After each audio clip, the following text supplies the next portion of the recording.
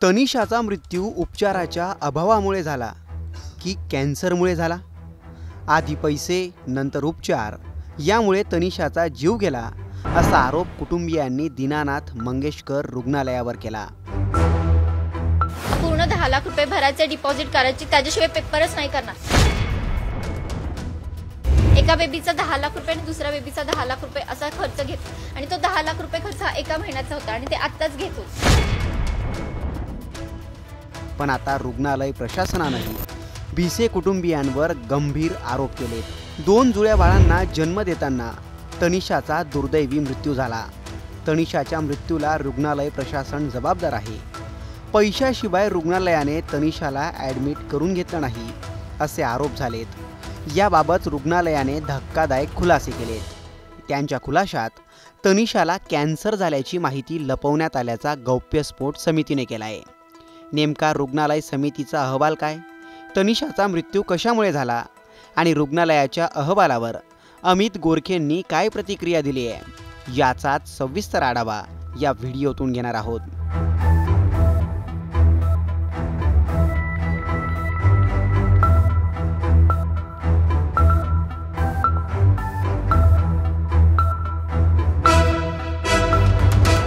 पूर्ण 10 लाख रुपये भरायचे डिपॉझिट करायची, त्याच्याशिवाय पेपरच नाही करणार।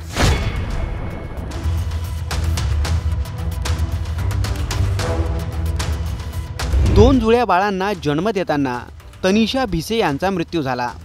तनिषाला वेळेत उपचार मिळाले नाही।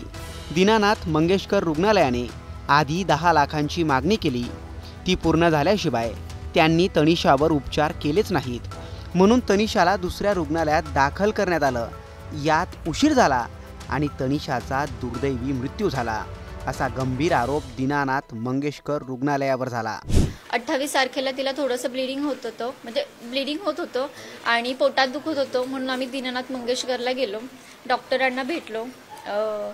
डॉक्टर बोलले की जरा क्रिटिकल सिच्युएशन आहे, तुम्ही काही खाऊ नका, आपण इमिजिएट सीझरला नेऊ। तोपर्यंत काही पेशंटनी खाल्लं नाही। मग त्यांच्या केबिनमध्ये गेल्यानंतर चेक केल्यानंतर डॉक्टर बोलले की 20 लाख रुपये लागतील भरण्यासाठी। ठीक आहे, आम्ही म्हणलो की आता थोडे काही कमी, तर ठीक आहे आता 10 लाख रुपये भरा तुम्ही डिपॉझिट, आता 10 लाख रुपये भरा आणि जर तुमची काही ऐपत वगैरे नसेल, कॅपॅसिटी नसेल, तर तुम्ही डायरेक्ट ससून हॉस्पिटलला जाऊ शकता, तिथे पण उपचार चांगले होतात। आणि एवढं सगळं हे पेशंट समोर म्हणले। पेशंटचा बीपी आधीच हाय होता, 150, 100, 160, 100 असा होता। पेशंटला खूप टेन्शन आलं आणि पेशंट बाहेर आल्यानंतर खूप रडत आलं। त्याचाच पेशंटनी खूप धसका घेतला।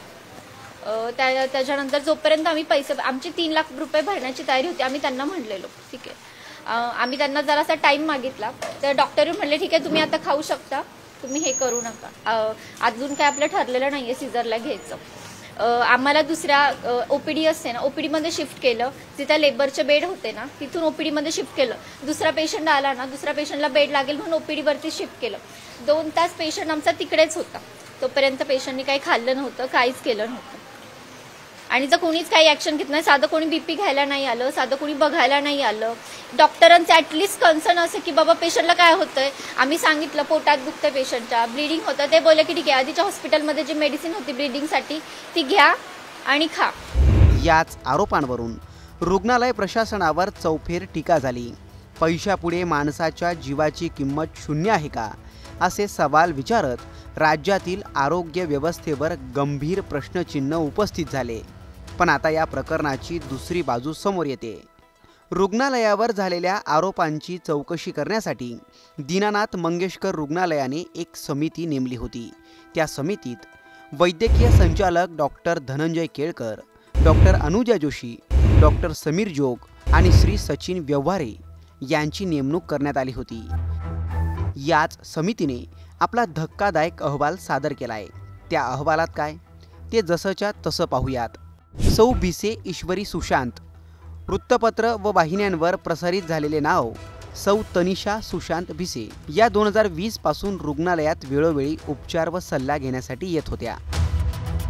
2 सदर महिला रुग्णाची 2022 साली दीनानाथ मंगेशकर रुग्णालयामध्ये 50% चॅरिटीचा लाभ घेऊन शस्त्रक्रिया झाली होती। 3 2023 साली या रुग्णालयातर्फे सुखरूप गर्भारपण व प्रसूती होण्याची शक्यता नसल्याने मूल दत्तक घेण्याविषयी सल्ला देण्यात आला होता। 4. सर्व रुग्णालयामध्ये असा संकेत असतो की आई व बाळाच्या सुरक्षिततेसाठी प्रसूतीपूर्व तपासणी ANC कमीत कमी 3 वेळा करून घेणे आवश्यक असते.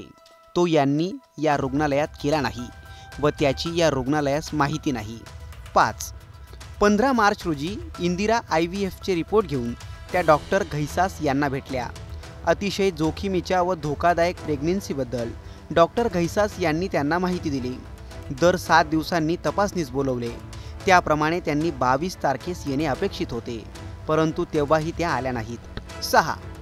28 मार्च 2025 शुक्रवार रोजी सकाळी 11:30 वाजता सदर रुग्ण, पती व नातेवाईक डॉक्टर घैसास यांच्या बाह्य रुग्ण विभागात आले. ते एमर्जन्सी किंवा लेबर रूममध्ये आले नव्हते, याची कृपया नोंद घ्यावी. डॉक्टर घैसास यांनी तिची तपासणी केली. ती पूर्णपणे नॉर्मल होती व तिला कुठल्याही तातडीच्या उपचाराची गरज नव्हती, परंतु जोखमीची अवस्था लक्षात घेता ऑब्झर्वेशनसाठी भरती होण्याचा सल्ला दिला. त्याचबरोबर प्रेग्नेन्सी सिझेरियन सेक्शनमधील धोक्याची माहिती देण्यात आली. तसेच नवजात अर्भक कक्षाच्या NICU डॉक्टरांशी त्यांची भेट करून देण्यात आली. कमी वजनाची, 7 महिन्याची जुळी मुले, जुन्या आजाराची गुंतागुंत व कमीत कमी 2 ते 2.5 महिने NICUचे उपचार लागतील हे समजावून सांगितले व रुपये 10 ते 20 लाख खर्च एकंदर येऊ शकतो याची कल्पना देण्यात आली. त्यावर रुग्णाच्या नातेवाईकांनी तुम्ही भरती करून घ्या व मी प्रयत्न करतो असे सांगितले. रुग्णाच्या नातेवाईकांनी वैद्यकीय संचालक डॉक्टर केळकर यांना फोन केला व आपली अडचण सांगितली.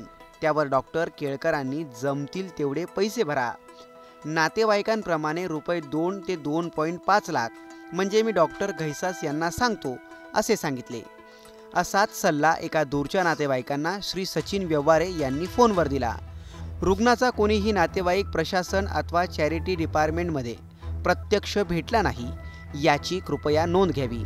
जेव्हा डॉक्टर केळकर यांचे ऑपरेशन संपले व त्यांनी डॉक्टर घैसास यांना फोन केला, तेव्हा त्यांनी रुग्ण न सांगता निघून गेल्याचे कळवले. डॉक्टर घैसास यांना असे वाटत होते की रुग्ण पैशांची तजवीज करत आहे. तशी तजवीज न झाल्यास रुग्णाच्या पतीला ससून येथे जाण्याचा सल्ला दिला होता, जेणेकरून आईची गुंतागुंतीची शस्त्रक्रिया व होणाऱ्या अपुऱ्या वाढीच्या गर्भाची शुश्रूषा ससून येथील NICU येथील व्यवस्थित होईल. दरम्यानच्या काळात एका नर्सने रुग्ण नातेवाईक आपली बॅग उचलून चालत गेल्याचं सांगितले. थोड्या वेळाने रुग्णाच्या नातेवाईकांकडून काहीच हालचाल न झाल्याने डॉक्टर घैसास यांनी रुग्णाच्या पतीला फोन केला. तो त्यांनी उचलला नाही. त्यामुळे 28 मार्चच्या दुपारनंतर रुग्णाचे काय झाले त्याबद्दल डॉक्टर घैसास व रुग्णालय प्रशासन यांना काहीच कल्पना नव्हती. यानंतर डेली मिररमध्ये आलेल्या बातमीनंतर सर्वांना कळलं की रुग्णाचा सिझेरियनमध्ये झालेल्या गुंतागुंतीमुळे मृत्यू झाला. वृत्तपत्रातील माहितीप्रमाणे 28 मार्च रोजी सायंकाळी 5:30 वाजता सूर्या हॉस्पिटल वाकड येथे भरती झाली व 29 मार्च रोजी सकाळी सिझेरियन झाले. दीनानाथमधून सदर रुग्ण ससून व तिथून सूर्या हॉस्पिटलमध्ये स्वतःच्या गाडीने गेला. सिझेरियन सुद्धा दुसऱ्या दिवशी झाले, याची नोंद घ्यावी. तसेच सूर्या हॉस्पिटलमधील माहितीनुसार आधीच्या ऑपरेशनची, कॅन्सर संबंधीची व तिच्या नातेवाईकांनी माहिती लपवून ठेवली असे समजते. सदर चौकशी अंती व रुग्णालयातील इतर सिनियर गायनॉकॉलॉजिस्ट यांच्या ओपिनियननुसार आमच्या समितीचा निष्कर्ष खालीलप्रमाणे: 1. सदर रुग्णासाठी ट्विन प्रेग्नेन्सी धोकेदायक होती. 2. माहितीचे रुग्णालय असून सुद्धा ANC चेकअप पहिले 6 महिने रुग्णालयात आल्या नाहीत. 3. ॲडव्हान्स मागितल्याच्या रागातून सदर तक्रार केलेली दिसते. रुग्णालयाचे सल्ले जसे मानले नाहीत, तसेच वैद्यकीय संचालकांनी जमेल तेवढे पैसे भरून ॲडमिट होण्याचा सल्ला पण त्यांनी पाळला नाही. रुग्णाच्या मृत्यूमुळे आलेली निराशा व ॲडव्हान्स मागितल्यामुळे आलेल्या रागातून ही दिशाभूल करणारी तक्रार करण्यात आली आहे, असे समितीचे मत आहे. रुग्णालयाच्या या अहवालातून अनेक धक्कादायक बाबी समोर आल्या आहेत. तनिषाला कॅन्सर असल्याची माहिती लपवण्यात आली. तनिषाने वैद्यकीय सल्ले पाळले नाहीत. तिने वेळोवेळी चेकअपही केलं नाही, असे अनेक आरोप रुग्णालयाने भिसे कुटुंबियांवर केलेत. तसेच रुग्णाच्या मृत्यूमुळे आलेल्या निराशेतून दिशाभूल करणारी तक्रार दाखल करण्यात आल्याचा ठपकाही समितीने ठेवला आहे. रुग्णालयाच्या याच आरोपांवर आमदार अमित गोरखे यांनीही टीका केली आहे. रुग्णालयाने धडधडीत खोटा अहवाल दिल्याचा त्यांचा दावा आहे। त्यांनी फेसबुक पोस्ट करत लिहिलंय, दीनानाथ मंगेशकर रुग्णालयाच्या खोटारडेपणाचा तीव्र निषेध। अतिशय चीड आणणारा आणि खोटारडेपणाने भरलेला अहवाल रुग्णालय प्रशासनाकडून सादर करण्यात आला आहे। हे सर्व केवळ स्वतःच्या चुकीला लपवण्यासाठी करण्यात आलेले केविलवाणे प्रयत्न आहेत। या प्रकारामुळे निष्पाप रुग्ण आणि त्यांच्या कुटुंबियांना अनावश्यक वेदना सहन कराव्या लागत आहेत। ही केवळ रुग्णालय प्रशासनाची चूक नाही, तर मानवतेवरचा घावा आहे। एकंदरीत तनिषाच्या मृत्यूवरून आता दोन्ही बाजूंनी आरोप प्रत्यारोपांचं सत्र सुरू झालंय। पण यात नुकत्याच जन्माला आलेल्या 2 मुलांच्या आईचा दुर्दैवी मृत्यू झालाय। हेच सत्य आहे। तो कुणामुळे झाला, त्यामागचं खरं कारण काय हे समोर येईलच। तुर्तास याबाबत तुम्हाला काय वाटतं, कमेंट करून नक्की कळवा।